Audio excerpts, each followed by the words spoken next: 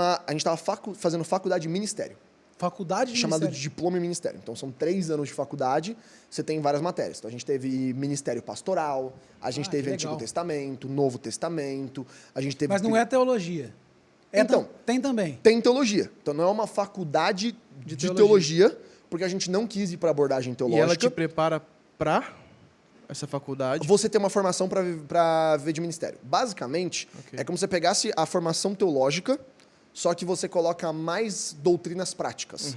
Então, tipo, ministério pastoral é uma doutrina prática. Então, você tem estudo de caso de aconselhamento. Você traz material didático e material acadêmico do que é um aconselhamento pastoral saudável. O que são linhas de aconselhamento pastoral. Como é que uma pessoa na Inglaterra aconselha, como é que uma pessoa no sul da África aconselha. Multiculturalidade em aconselhamento pastoral. Como é que você resolve conflito. Como é que você lida com caso de suicídio. Então, a gente teve bastante estudo de caso. E voltando para os testemunhos que a gente falava do bailinho, foi muito legal. Porque era ter vocabulário e documentação daquilo que a gente já fez por muitos anos na prática. Que é a intervenção para pessoas que estavam em crise suicida, identificar se a pessoa realmente tem intenção suicida, então era intenção suicida, ou se ela só está falando aquilo ali porque ela quer compartilhar aquela dor que ela está tendo, porque é muito diferente. A pessoa que realmente é potencial suicida e a pessoa que está comunicando uma intenção suicida. O que você vê de diferença? Porque a pessoa que comunica intenção suicida, ela não está planejando o suicídio. Então, isso é um negócio que você fala bastante dentro do aconselhamento pastoral. Se a pessoa não tem forma, lugar, data e porquê, que são os 4 gatilhos, você não começa a colocar ela como médio ou alto risco. É baixo risco. Ela fala assim, cara, eu tô pensando em tirar minha vida. Isso é baixo risco. Porque começa a ficar risco quando ela começa a esquematizar. Então, é muito comum a gente estar no aconselhamento de jovens, a pessoa fala, cara, tô tendo pensamento suicida. E ela, só de compartilhar, isso já é um grau positivo. Porque é uma forma dela buscar ajuda. Sim. E também tem a forma dela buscar ajuda indireta, que ela dá sinais e tentativas. Mutilação, é quando a pessoa começa a dar sinais de comunicar sobre depressão e suicídio em rede social. Então ela quer ser vista. O comportamento de quando a pessoa está num lugar tão fundo e doloroso é muito parecido com o comportamento de alguém de um adolescente que tem os seus 11 anos, e ele tá triste. Só que ele não quer falar que ele tá triste. Então ele faz o quê? Ele levanta do jogo, senta no canto e fica lá. Então existe uma tensão de eu estou triste, quero ficar sozinho, mas eu estou num raio de visão porque eu quero ser visto. E eu quero ser ajudado. Então a gente vai em material didático e material bem honesto para entender o que são os sinais de a pessoa ela quer ajuda e ela tá passando por um momento difícil, ou o sinal de realmente a pessoa ela é um suicida potencial, ela tem que ser colocada em grupo de risco e acompanhamento próximo, porque você não sabe se amanhã E a ela vai ter que fazer alguma tratativa coisa. também muda de cultura para cultura. É muito diferente, tudo. E a gente experienciou isso. A gente teve casos mal sucedidos e a gente teve o caso bem sucedido que eu contei no último Hub. Que eu posso contar essa história que tem tudo a ver com o que aconteceu com meu pai, etc. É um ponto que eu queria tocar também. Pode vir. seu testemunho. Mas a gente teve isso. Então era muito legal a parte prática lá e tá conectado. E também foi bom pra gente curar uma miopia que a gente tinha, que tá muito ligado ao que a gente falou na época do Descend.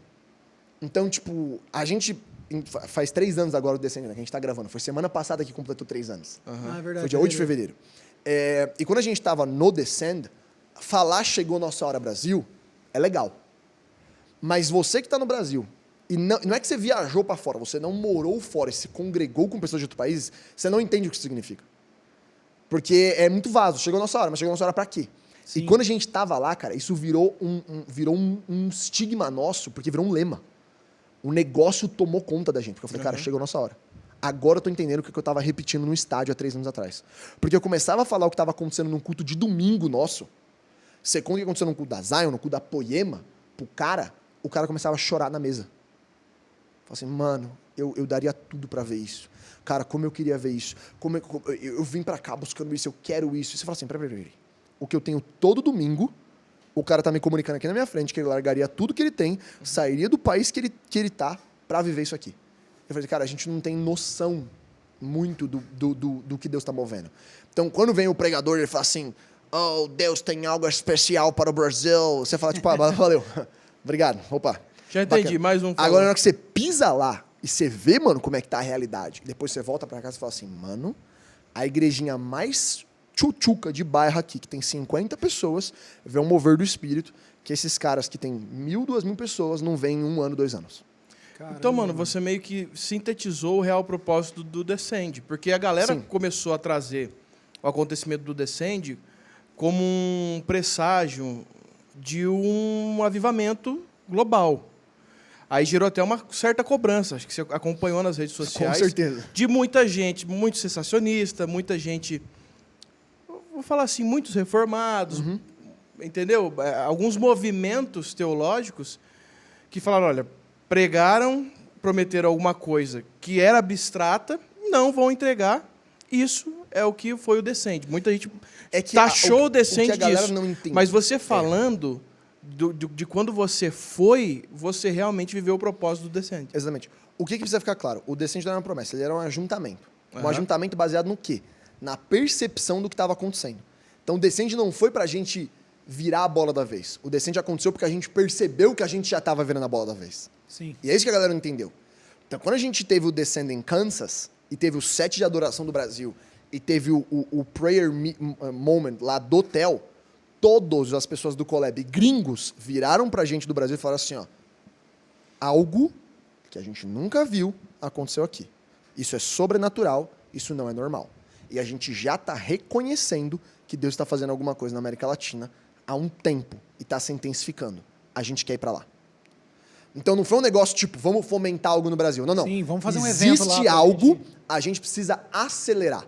Então o Descend nunca foi uma promoção. O Descend sempre foi uma aceleração, porque eu ajunto as pessoas para fazer o quê? Para mobilizar. Então o nosso erro maior não vai ser não ter mover, vai ser não fazer nada com mover. Então o ponto não é ter a presença de Deus. A presença de Deus já se manifesta sobre nós. É o que eu faço com a presença de Deus. É se eu sou um bom consumidor da presença, se eu gosto de degustar da presença, ou eu me movo na presença. Então a intenção do Descend é o quê? Cast out, era reach out, era empurrar o cara. Coloca o pé na bunda dele e fala assim, ó, vai filho. Aham. Então, mobilizar nas universidades, mobilizar nas escolas, mobilizar no engajamento de leitura bíblica, mobilizar no jejum, Sim. mobilizar na adoção. Essas eram as pautas. Todas pautas práticas. Por quê? Porque eu não estou querendo promover mover. Eu estou reconhecendo mover e eu estou querendo promover ação. Então, obviamente, é muito difícil você ter uma clareza tão grande, um bagulho que é 3 estádios, Sim. que é 3 milhões de pessoas, porque cada um fala o que quer. Mas você crê que a gente narrativa, então tá nesse movimento para que Sim. isso chegue ao seu cume na América Latina? Essa, não vou falar função, essa... Eliseu, quando ele pega a capa de Elias, ele não pega a unção, ele pega o ofício, a responsabilidade. Só que Deus responde responsabilidade com unção. Então, quando ele pega a capa, ele não está pegando o item mágico. Não, ele está pegando a capa que o identifica como profeta.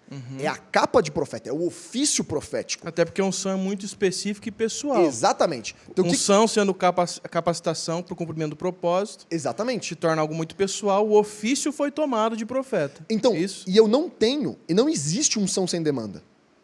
Não existe isso. Aham. Não existe a pessoa que está em casa e Deus unge. Existe a pessoa que está operando na vontade de Deus e Deus unge. Então, esse negócio que a gente fala bastante como Dunamis. Você quer ver unção? Para na rua e pede por orar pelo enfermo. Ai, que eu não vejo milagre. Não, é que você toma pouco risco. É que você não Exato. cria demanda. É que não existe o lugar onde Deus move. Muito bom. Então, tipo, eu vi isso porque em 2 anos a gente teve 3 contas de algumas centenas de milhares de reais para pagar. Que era a conta de casar, a conta de ir para a Austrália e a conta de voltar A da gente Austrália. entrou nessa questão de como se mover financeiramente e acabamos passando por Tipo, isso. assim, cara, é um lugar de graça. Que é Deus, esse é o tamanho da conta. Você me chamou, eu sei que a conta vai fechar. Então, realmente foi provisão.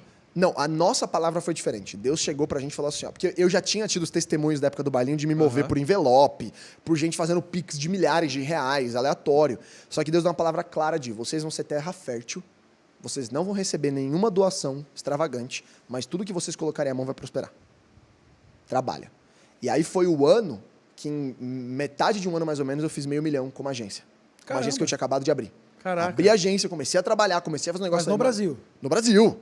Falei, mano, agora vai. Bruto, Caramba. obviamente. Mas falei, mano, foi no Sim. sangue, no olho, Convertendo na força pro do dólar, ódio. não sei o quê, Foi mais ou sobrava menos uns 8 meses. 12 reais. 12 8, reais. 8 meses. Por quê? Porque Deus falou, todo projeto que vocês colocarem vai ser graça. Caraca. Falei, beleza, então a gente vai trabalhar numa margem de graça. Se A moveu gente de vai uma fazer maneira nosso muito 10, diferente do Deus que vai talvez colher você 100. tinha Sim. em mente, né? E foi como Deus mandou a gente se mover nesse tempo. Falou assim, cara, Aham. até porque eu quero que vocês sejam provedores. Então eu quero que ao invés de vocês deem oferta, perdão, recebam oferta e vocês vão dar oferta. Caraca. Então, enquanto a gente tá pagando as contas, a gente também fez as ofertas mais extravagantes da nossa Jesus vida. mudou o quadro. De tipo assim, cara, de chegar pra uma pessoa e ofertar 10 mil reais pra ela. Falar assim, ó, Deus mandou, a gente vai ofertar isso aí. E a gente precisando da grana. Sim. E Deus falando, mano, e foi o lugar da finança, assim, finanças a lá espiritual, E essa... decepção do Thiago Mas Nigro, Deus supre a reserva de semente de emergência. quem no- semeia, Não, né? mas tipo assim, cara, numa cabeça, tipo assim, Deus vai prover, trabalhando no extra e vendo, tipo assim, 100 pra 1. Aham. A gente fazia, tipo, mano, Deus dava 100, sem noção nenhuma Louco, dos resultados, louco. sobrenatural pra caramba. Só fazia. Tudo que a gente colheu. Então, foi nesse ambiente sobrenatural que a gente viu esse movimento. E essa demanda é o que gera fé. E a fé, ela é atendida com o mover de Deus. Então eu falei assim, cara, o que a galera não entendeu é que o manto de Billy Graham não é a unção de Billy Graham, é a responsabilidade de Billy Graham. Por quê? Porque o Billy Graham lotava sozinho 2 estádios. Sozinho. Sim. Só que hoje, você tem hoje mais uns 4, 5 caras nos Estados Unidos que sozinho lotam estádio. Dos generais das antigas. Aham. Porque eles estão indo embora. Então, agora, quando a gente está gravando, o próprio Lauren Cunningham, ele tá hospitalizado. Sério? Com uma séria dor no peito. Eles postaram uma nota, a esposa dele postou uma nota na YWAM, eles postaram um post com toda a carta que ela escreveu. Tipo assim, cara, eu tô literalmente vendo nos próximos 10 anos todos os generais da geração antiga, esses grandes generais, a lá Billy Graham, a lá Lauren, todos foram. O que isso quer dizer? Quer dizer que eu tenho uma responsabilidade que fica vacante. É um ofício que estava sendo preenchido por homens e mulheres que construíram ao longo de 40, 50 anos de ministério, que vai ficar vacante. Sim. E isso é responsabilidade. E tem uma geração inteira para assumir essa responsabilidade. E o que eu acredito... Precisa ser é que- reconhecido e tomado, né? Não, o que eu acredito é que não existe mais o próximo Billy Graham. Não vai ter o cara que vai encher um estádio. Eu acredito que o ofício que a gente vai ver agora é uma influência pulverizada, é uma autoridade coletiva e que a gente não lota mais estádio sozinho. Que a gente vai lutar ainda mais, que foi o que a gente aconteceu no Descend, Sim. que foi histórico, ninguém nunca tinha lotado 3 estádios simultâneos no Brasil, mas não foi uma pessoa, não foi um ministério, Sim, não foi tem um movimento. dono, é um coletivo, é um movimento de vários ministérios se juntando. E eu acho que essa é a graça que está sobre o Brasil. É isso, que é essa responsabilidade, que quem se posicionar na responsabilidade, Deus vai responder com unção.